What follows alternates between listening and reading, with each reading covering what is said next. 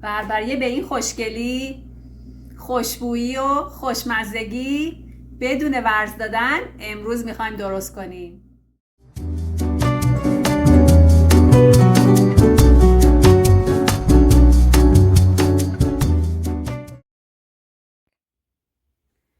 سلام دوستان، به کانال من خوش اومدید. امیدوارم حالتون خوب باشه. امروز میخوایم با هم دیگه نون بربری درست کنیم که احتیاج به ورز دادن نداره.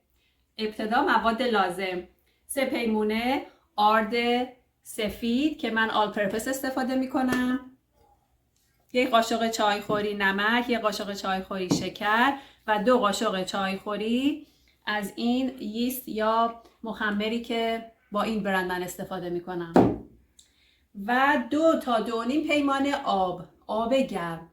1 قاشق چایخوری هم در آخر کار من از روغن زیتون استفاده میکنم. خب ابتدا مواد خشک رو با هم دیگه قاطی میکنیم: خمیر ترش، نمک، شکر.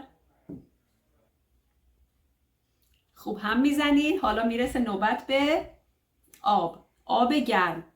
برای 3 پیمونه آرد من 2 پیمانه تا 2.5 پیمانه آب گرم استفاده میکنم. بستگی داره که آردتون نوعش چی باشه و بهتون نشون میدم که چه تکسچری، چه بافتی را دنبالش هستیم. 1 پیمانه دوم. توجه کنید که نون بربری خمیرش خمیر شلیه. به قدری اینو ما هم میزنیم که هیچ آرد خشکی باقی نمونه. نگاه بکنید، من خمیرم یه مقدار هنوز آرد خشک توش هست، پس من باید یه مقدار دیگه آب اضافه کنم. ببینین الان این غلظتیه که من دنبالش هستم. خب این مخلوطمون آماده است.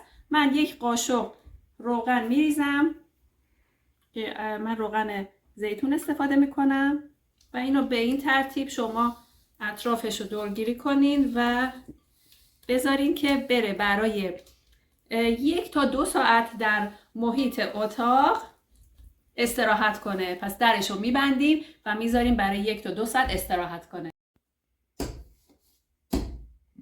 خب 2 ساعت گذاشتیم، استراحت کرده. همینطور که میبینید سری حباب ایجاد شده، میبینید؟ پس این خوب استراحت کرده.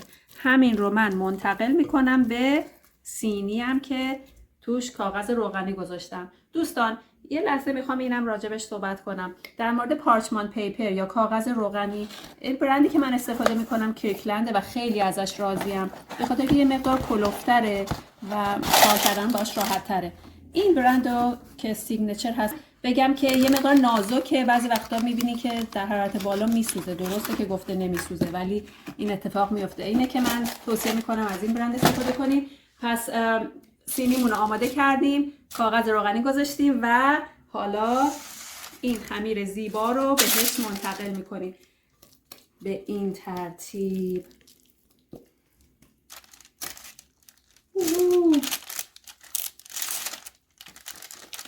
به این ترتیب خمیر اومد تو سینی.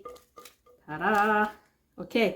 خب حالا بچه‌ها دستتون رو باید خیس بکنین و خمیر رو پهن بکنین به اطراف سینی. همینجور که با انگشتاتون فشار میدین به اطراف هم هدایتش کنین. ببین چه خمیر زیبایی شده.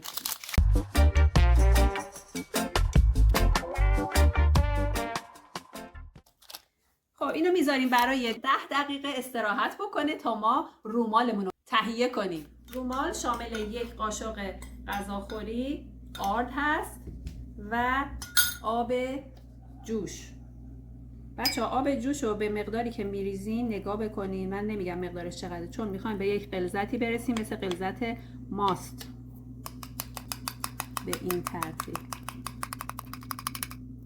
هیچ گلوله‌ای هم توش نمونه.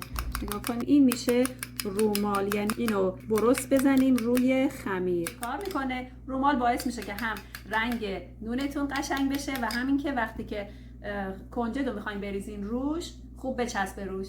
دقیقه استراحتمون تموم شده و حالا میخوایم روش رومال رو برس کنیم.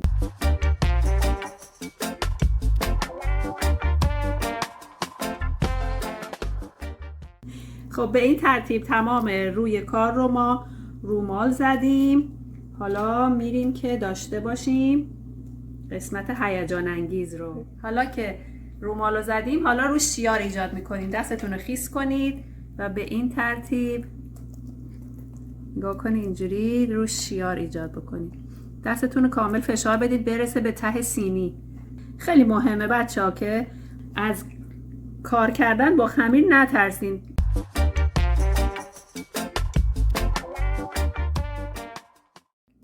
خب حالا که رومال رو مالیدیم و روش شیار ایجاد کردیم، نوبت کنجده. میخواین کنجد سیاه، کنجد سفید یا هر تاپینگ دیگه‌ای که دوست دارین بریزین روش.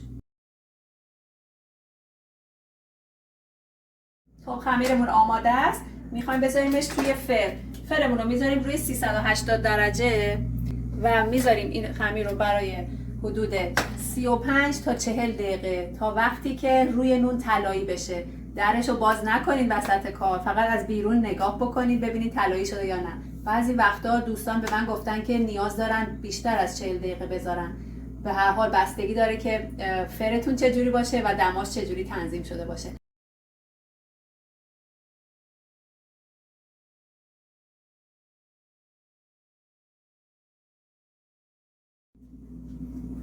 میخوایم درش بیاریم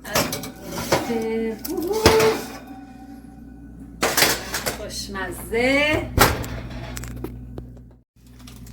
خب این روی نون، اینم زیر نون. میذاریم برای 10 دقیقه خنک بشه.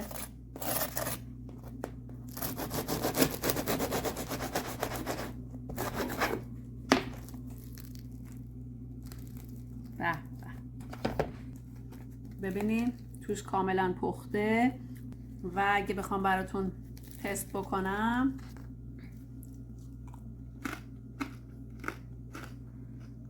خیلی خوبه. بهترین غذای دنیا، نون بربری خونگی. نوش جونتون. خدافظ. اگه از این ویدیو خوشتون اومد و استفاده کردین خوشحال میشم که سابسکرایب کنین، لایک کنید و با دوستانتون به اشتراک بگذارید. متشکرم. رومالمون رو تمام رومالمون رو و خمیر رو